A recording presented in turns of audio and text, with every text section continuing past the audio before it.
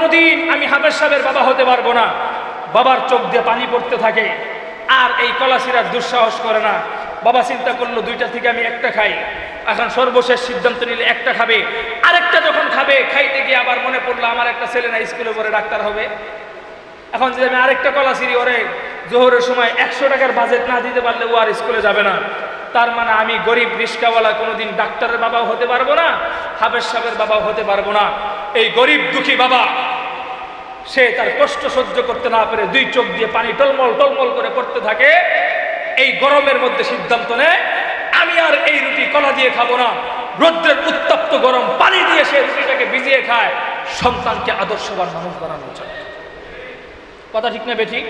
তো আলহামদুলিল্লাহ, আমাদের সন্তান যারা আছে তারা আমার বাবার, গরিব বাবার পকেট থেকে 20 টাকা 30 টাকা খসিয়ে ওরা হেসখানার ভবিষ্যৎবাণী খাতা গুছাবে তো দূরের কথা, স্কুলে ছাত্ররা প্রাইভেটের বই কিনবে তো দূরের কথা, ওরা আমার গরিব বাবার পকেট থেকে টাকা খরচ করে এমবি কিনে 24 ঘন্টা ফ্রি ফায়ার আর পাবজি খেলে রাতের বেলা গার্লফ্রেন্ডের সাথে কথা বলে।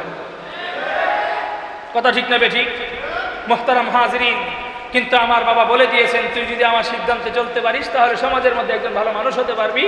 আমার সিদ্ধান্তের বাহিরে চলবি, সমাজের মধ্যে ভালো মানুষ হবে তো দূরের কথা, মানুষ তোরে মানুষ হিসেবেই মনে করবে না।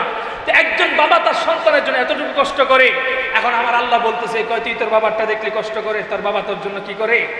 অথচ আমি আল্লাহ পাক রব্বুল আলামিন, তুমি জন্মগ্রহণ করবার পূর্ব মুহূর্তেই তোমার জন্য সমস্ত রিজিকের ব্যবস্থা করে দিয়েছি। আমি আল্লাহ, তুমি জন্মগ্রহণ করবার পূর্ব মুহূর্তে তুমি কোন জায়গায় থাকবে, তুমি কোন জায়গায় খাবে, কোন জায়গায় বসবাস করবে, তোমার কোন জায়গায় মৃত্যুবরণ হবে, সমস্ত কিছু আমার আল্লাহ বলতেছে, কয় তোর আরামের জন্য আমি তোমাকে সব কিছু আগের থেকে সেটেল করে দিয়েছি। এটা যাদের বিশ্বাস না হয় আমি আপনাদেরকে উদাহরণ দিয়ে বুঝাই। বলেন তো দেখি, একটা মানুষ বড় হইতে গেলে এমনি এমনি বড় হয়ে যায় নাকি তার জন্য খাবারের ব্যবস্থা লাগে? খাবারের ব্যবস্থা লাগে। দেখবেন আমি আর আপনি যখন দুনিয়াতে আগমন করব, আগমন করবার পূর্ব মুহূর্তে মায়ের পেটের মধ্যে 9 মাস 12 মাস ছিলাম কি ছিলাম না? তো 9 থেকে 12 মাস যখন আমি ছিলাম মায়ের পেটের মধ্যে, বলেন তো দেখি আমি আর আপনি সেখানে কি আঙ্গুল ফুলে কলা গাছ হয়ে গেছিলাম নাকি সেখানে খাবারের প্রয়োজন হয়েছিল? খাবারের প্রয়োজন হয়েছিল কিনা? তো খাবারের যখন প্রয়োজন হয়েছিল, দুনিয়ার কোনো ডাক্তার, কোনো ইঞ্জিনিয়ার তোমার মায়ের পেটের মধ্যে খাবার পৌঁছাতে পারে নাই। আমার আল্লাহ তোমাকে ভালোবেসে মহব্বত করে তোমাকে দুনিয়াতে সুখে শান্তিতে থাকবার জন্য তোমার মায়ের পেটের রক্তস্রাবণের মাধ্যমে সেখানে 8 থেকে 9 মাস পর্যন্ত লালিত পালিত করেছে। এরপর যখন তুমি সেখানে বড় হয়ে গেলা, দুনিয়ার মধ্যে যখন আগমন করলা, আগমন করবার পরে আমার আল্লাহ কি সুন্দর সিস্টেমে দুনিয়াতে তোমাকে পাঠিয়েছে। তুমি যখন দুনিয়ার মধ্যে আগমন করেছিলে, আগমন করবার সাথে সাথে একটা চিৎকার করেছিলে। যেই চিৎকারের আওয়াজ শুনে তোমার ফুফু, তোমার দাদা, তোমার নানা, তোমার খালারা হাসাহাসি করেছিল। তোমার ফুফু, তোমার খালা, তারা হাসাহাসি করেছিল, কিন্তু তোমার ওই কান্নার পিছনে মানুষ হাসাহাসি করার কোনো কারণ ছিল না। তোমার ওই চিৎকার এবং কান্নার পিছনে ছিল তোমার পেটের মধ্যে ক্ষুধার চাপ ছিল। দুনিয়ার কোনো মানুষ বুঝতে না পারলেও যেই রব তোমাকে দুনিয়াতে পাঠিয়েছেন তিনি বুঝেছেন যে নেত্রকোনার এই আব্দুল্লাহ আল মারুফ, সে এখন মানুষকে হাসানোর জন্য আসে না, তার পেটে ক্ষুধা চাপ আছে, খাওয়ার চাপ আছে। তার পেট নিবারণ করার জন্য আমার আল্লাহ পাক রব্বুল আলামিন তার পেটের এই চাহিদা পূরণ করার জন্য ইমার্জেন্সি তার মায়ের বুকের মধ্যে দুধের ব্যবস্থা করে দিয়েছে। আজকে উপস্থিত ইসলাম প্রিয় তৌহিদি জনতা, স্টেজে উপস্থিত নেত্রকোনার বিজ্ঞ ওলামায়ে কেরাম এবং আস্থাভাজন আমাদের নেতৃস্থানীয় বিন্দু, আল্লাহ পাক রব্বুল আলামিনের নিকট লাখো কোটি শুকর জ্ঞাপন করতেছি যে আল্লাহ পাক রব্বুল আলামিন আমাকে এই অল্প বয়সের মধ্য দিয়েও অপরিচিত এক জায়গা টাঙ্গাইল থেকে এনে আপনাদের এলাকাতেও কথা বলার সুবর্ণ সুযোগ দিয়েছেন। এই জন্য রব্বে কারিমের নিকট শুকর আদায় করছি, আলহামদুলিল্লাহ। এটা যেহেতু কোনো মাহফিল না, ইসলাহি বয়ান, তো আমার বয়ানের যে দাস হয়তো সেখান থেকে কিছু পাবেন না, কিন্তু তারপরও চেষ্টা করব আপনাদের নুরানি এই চেহারার দিকে তাকিয়ে যেন কোরআন এবং হাদিস থেকে কিছু যৌক্তিক আলোচনা করতে পারি, সেই কথা অনুযায়ী যেন আমি নিজে আমল করতে পারি। আল্লাহ পাক রব্বুল আলামিন সেই তৌফিক দান করুন, সকলে বলি আমিন। আমি আল্লাহ পাক রব্বুল আলামিনের পবিত্র কালামুল্লাহ শরীফ থেকে একটি আয়াত তেলাওয়াত করেছি, উপস্থাপনা করেছি, আবৃত্তি করেছি। বিশ্ব মানবতার মুক্তির দূত সৈয়দে বুলদে আদম নবী আরবি সাল্লাল্লাহু আলাইহি ওয়াসাল্লামের বাছাইকৃত হাদিস সমূহ থেকে কিছু হাদিসের টুকরো উপস্থাপনা করেছি। তো ওই আলোচনার প্রসঙ্গে যাওয়ার আগে আমি একটা কথা আপনাদেরকে জিনিস বুঝাইতে চাই। মানুষ একটা কথা বলে না, কথার মাঝখানে বাম হাত ঢুকানো, কথার মাঝখানে বাম হাত ঢুকানো। এই বাম হাত ঢুকানোর দ্বারা অনেক সময় উপকারও হয়, অনেক সময় ক্ষতিও হয়। তো যেই কথাটা আমি মাঝখানে বলতে যাব, আমি আশাবাদী এটা আমাদের এই জাতির জন্য কল্যাণ হবে। কোরআন এবং হাদিসের যুক্তিক আলোচনা করার আগে আমি এতটুকু বলতে পারি যে আমরা যে ওয়াজের মঞ্চগুলো করি, আমরা যে গ্রামে গঞ্জে মাহফিলগুলো করি, কিয়ামত পর্যন্ত ধারাবাহিকভাবে আমরা এভাবে ওয়াজ মাহফিলগুলো করতে পারি, স্বাভাবিকভাবেও আমাদের লম্বা পরিসরে কোনো ফায়দা হবে না, ফায়দা থেকে খালিও হবে না। কিন্তু যৌক্তিক কথা হচ্ছে, আমাদের এই রাষ্ট্রীয় সংখ্যা গরিষ্ঠ মুসলমানদের এই রাষ্ট্র যদি মুসলমান নিয়ন্ত্রণ না করতে পারে, ক্ষুধার কসম খেয়ে বলে এই পৃথিবীর মধ্যে আমরা যত ওয়াজ মাহফিল করি না কেন আমাদের বিশাল কোনো উপকার হবে না। কথা ঠিক না বেঠিক? কথাটা আবার ভালো করে বুঝেন। সংখ্যাগরিষ্ঠ মুসলমান এবং গোটা বিশ্বের মধ্যে ফোকাসকৃত উল্লেখযোগ্য ওলামায়ে কেরাম, বিজ্ঞ ওলামায়ে কেরাম এই দেশে বসবাস করে। সেই দেশটাকে যদি আমরা মুসলমানদের নিজস্ব শক্তির মাধ্যমে, নিজস্ব ক্যাটাগরির মাধ্যমে যদি আমরা পরিচালনা না করতে পারি, কিয়ামত পর্যন্ত আমাদের গ্রামগঞ্জে ওয়াজ মাহফিল হতে পারে, কিন্তু তলে তলে খবর নিয়ে দেখবেন তারা হয়তো ওয়াজ শুনে আমাদের কণ্ঠের হুঙ্কারের কারণে, তারা হয়তো আলোচনা শুনে আমাদের কণ্ঠের ঝুঙ্কার এবং সুরের কারণে, কিন্তু বিপদগ্রস্ত অবস্থায় আসি আমাদের প্রত্যেকটা গ্রামগঞ্জের মানুষগুলাই অধিকাংশ মাজারের ভক্ত। কথা ঠিক না বেঠিক? অধিকাংশই দেখবেন শিরিকের সাথে তারা জড়িত। কারণ কি? রাষ্ট্রপক্ষ থেকে তাদের ইসলামের সেই পরিমাণ শাসন এবং সুশাসন তারা পাচ্ছে না, যেই কারণে যার যার শক্তি মতে তারা বিভ্রান্ত পথে হাঁটতেছে।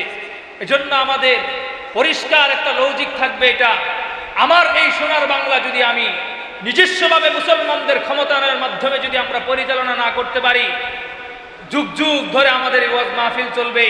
কিন্তু মনে রাখবেন, এই ওয়াজ মাহফিল গুলাতে 2 দিন পরে আরেক দল এসে গলা টিপা ধরবে। কথা ঠিক না বেঠিক? এই জন্য আমাদের এই রাষ্ট্রগুলাকে সুন্দরভাবে গুছাইতে হবে।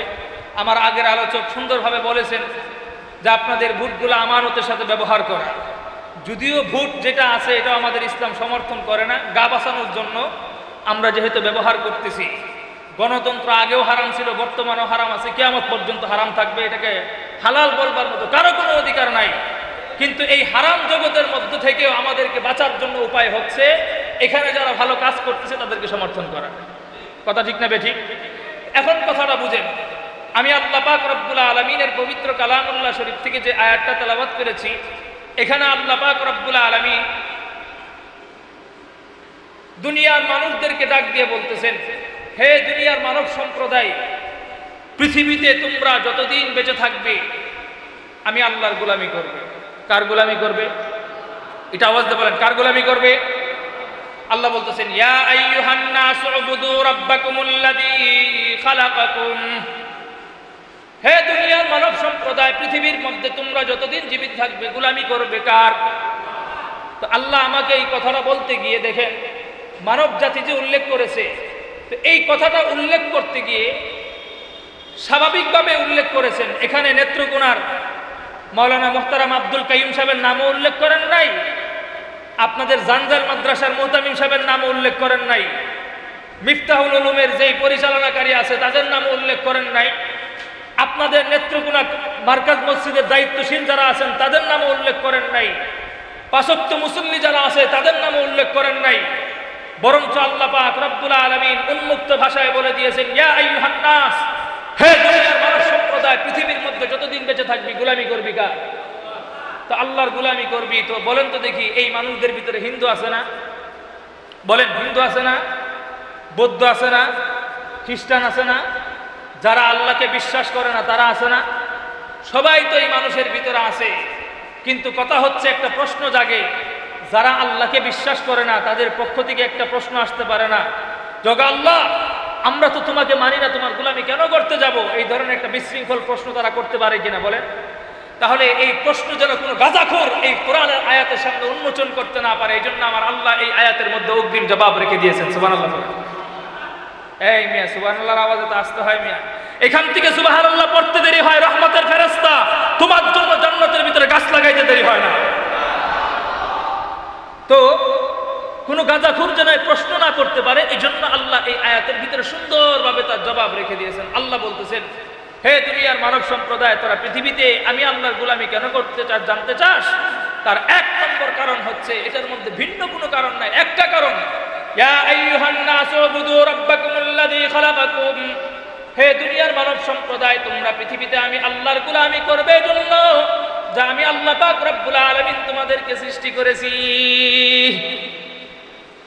আমার আপনার সৃষ্টিকর্তাকে আওয়াজ দিয়ে আর আসতে, তোমার পা থেকে মাথা পর্যন্ত সৃষ্টি করে দিয়েছেন কে? যেই জবান আল্লাহ আল্লাহ বলতেছেন সেই জবান তৈরি করে দিয়েছেন কে? নাকি তোমার বাবা? দুনিয়াতে তোমার বাবা তোমাকে শুধুমাত্র প্রসেসিং করে জন্মই দিতে পেরেছে, তোমার শরীরের বাঁকা পশম তৈরি করার মতো তোমার বাবার কোনো যোগ্যতা নাই। কথা ঠিক না বেঠিক? তাহলে আমার শরীরের বাঁকা পশম যেহেতু আমার বাবার তৈরি করার যোগ্যতা নাই, তাহলে আমি তো সেখানে কোরআন হাদিস জানতে চাই না, পরিষ্কার এই কথা বলতে চাই, আমার এই দেহের মধ্যে যেহেতু আমার বাবার কোনো অধিকার নাই, আমার এই দেহের মধ্যে যেহেতু আমার বাবার একটা চুল পশম তৈরি করার কোনো অধিকার নাই, আমি মুসলমান পরিষ্কার ভাষায় বলবো, যতদিন পৃথিবীর মধ্যে বেঁচে থাকবো আমার এই পা থেকে মাথা পর্যন্ত যেহেতু আমার আল্লাহ সৃষ্টি করে দিয়েছেন, জীবন যতদিন থাকবো মসজিদে গিয়ে আল্লাহর সাজদা করব, দুনিয়ার কোনো ভণ্ড পীরের মাজারে গিয়ে আমি সাজদা করতে পারি না। এটা আমার ঈমান, এটা আমার বিশ্বাস, কারণ আমার এই পুরা পা থেকে মাথা পর্যন্ত সৃষ্টি করে দিয়েছেন কে? তাহলে যেখানে আমি আমার জন্মদাতা পিতাকে গুরুত্ব দিচ্ছি না, আমার ভণ্ড বাবাকে উল্লেখ করার তো কোনো প্রশ্নই আসতে পারে না। কথা ঠিক না বেঠিক? এখন কথাটা বুঝেন তো, আল্লাহ যে বলতেছেন তোমরা আমার গোলামি করবে, তো গোলামি করলে কি হবে? একটা মানুষ যদি একটা মানুষের কাজ করে তারে কিছু উজরত দেওয়া হয় না, প্রতিদান? তা আমার আল্লাহ বলতেছে তোমরা যদি সঠিকভাবে গোলামি করতে পারো, লাআল্লাকুম তাত্তাকুন, বেটা তোমরা দুনিয়াতে মুত্তাকি হতে পারবে। রাসূল বলেছেন দুনিয়াতে যারা মুত্তাকি হবে আখিরাতে তারা জান্নাতি হবে। এই কথাটা আপনাদেরকে আমি একটু ছোট্ট একটা এক্সাম্পল দিয়ে বুঝাই। যেহেতু আমরা, যদি এটা অনেক বড় একটা শহর, শহর হলে কি হবে, শহরটা অনেক ভিতর দিয়ে এসে একটা শহর হয়েছে, তার মানে আমরা আঞ্চলিক গ্রাম্য মানুষ।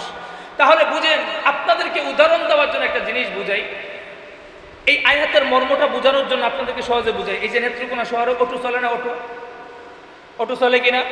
তো শহরে যখন অটো চলে, এই অটোগুলা গ্রামের দিকে যায়, তো শহরের মধ্যে যেই অটোওয়ালারা আছে এরা দেখবেন সকালবেলায় অটো ধরে, এই অটোটা টিপ মারে তারা সকালবেলায় ফার্স্ট টিপ ধরে। ধরারও উল্লেখ্য একটা কারণ আছে, এটার কারণ হচ্ছে আমরা যারা পৃথিবীতে জন্মদাতা পিতা আছি, খেয়াল করবেন, আমরা যারা পৃথিবীতে জন্মদাতা পিতা আছি, প্রত্যেকটা পিতাই তার সন্তানের জন্য হিতাকাঙ্ক্ষী হয়, মঙ্গল কামনা করে। কথা ঠিক না বেঠিক?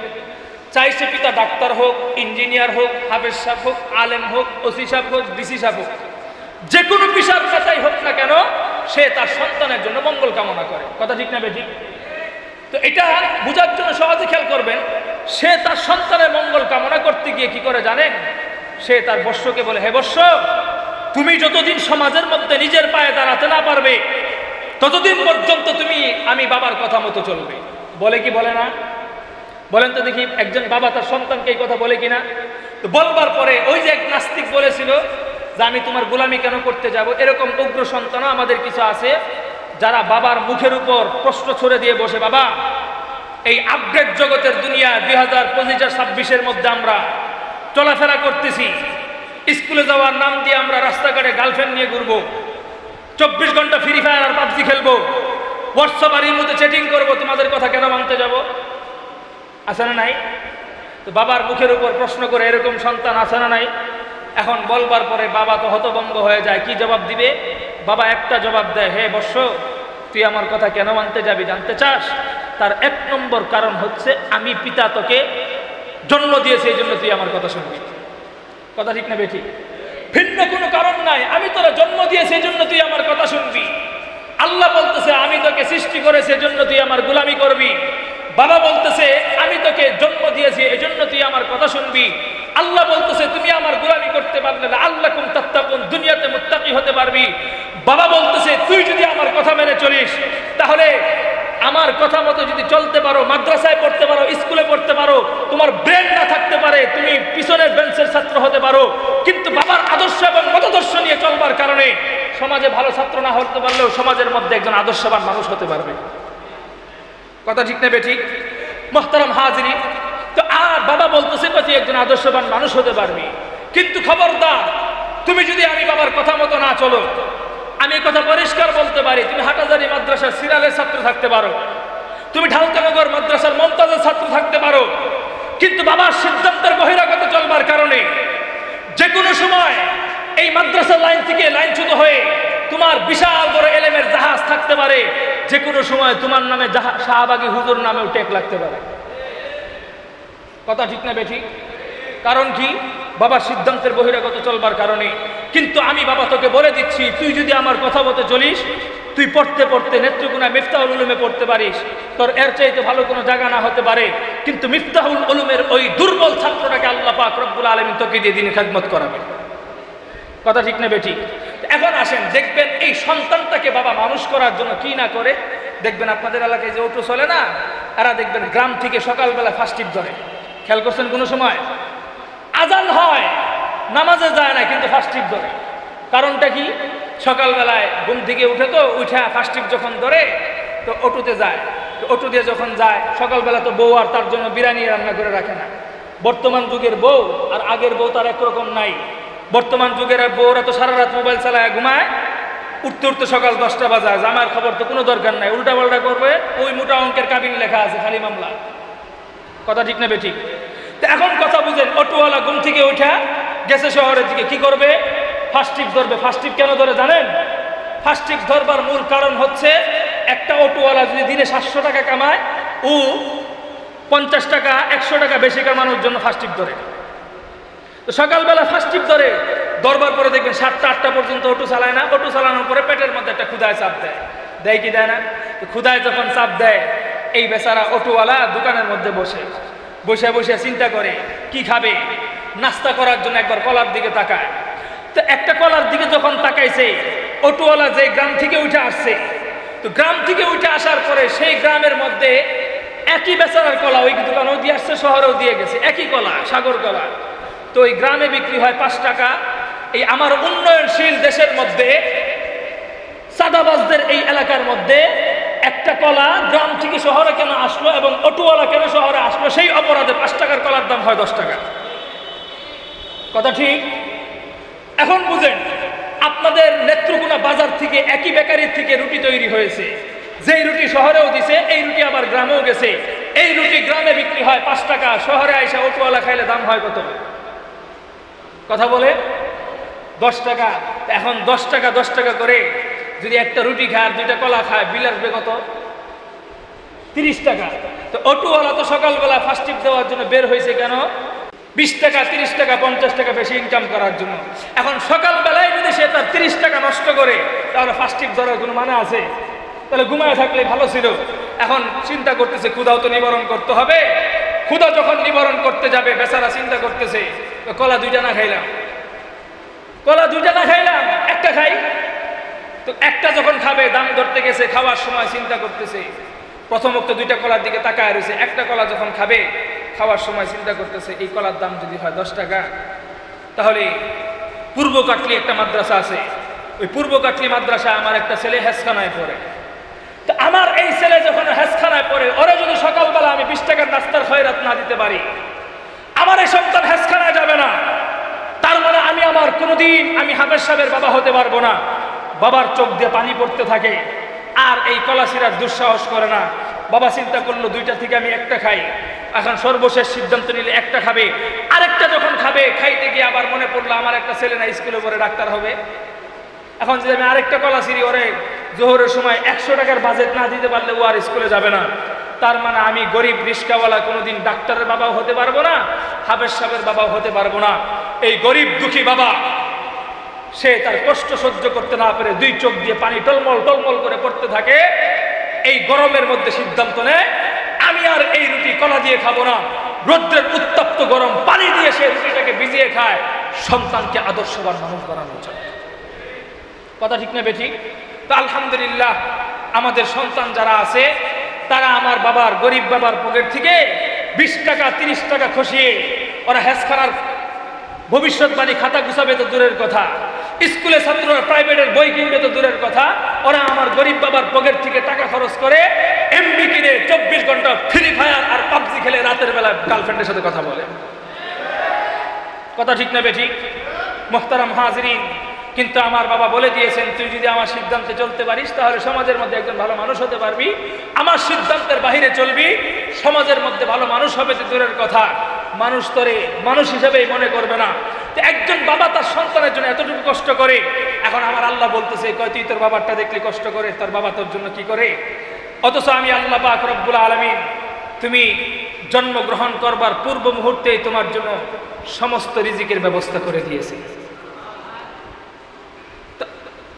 আমি আল্লাহ তুমি জন্মগ্রহণ করবার পূর্ব মুহূর্তে তুমি কোন জায়গায় থাকবে, তুমি কোন জায়গায় খাবে, কোন জায়গায় বসবাস করবে, তোমার কোন জায়গায় মৃত্যুবরণ হবে, সমস্ত কিছু আমার আল্লাহ বলতেছে, কয় তোর আরামের জন্য আমি তোমাকে সব কিছু আগের থেকে সেটেল করে দিয়েছি। এটা যাদের বিশ্বাস না হয় আমি আপনাদেরকে উদাহরণ দিয়ে বুঝাই।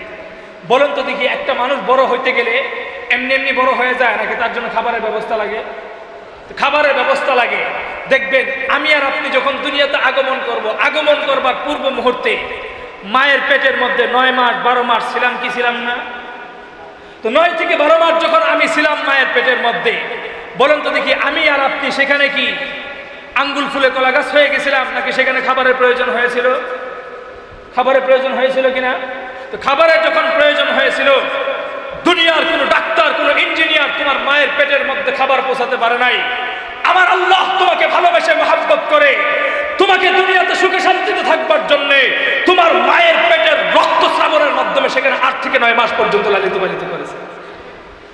এরপর যখন তুমি সেখানে বড় হয়ে গেলা, দুনিয়ার মধ্যে যখন আগমন করলা, আগমন করবার পরে আমার আল্লাহ কি সুন্দর সিস্টেমে দুনিয়াতে তোমাকে পাঠিয়েছে।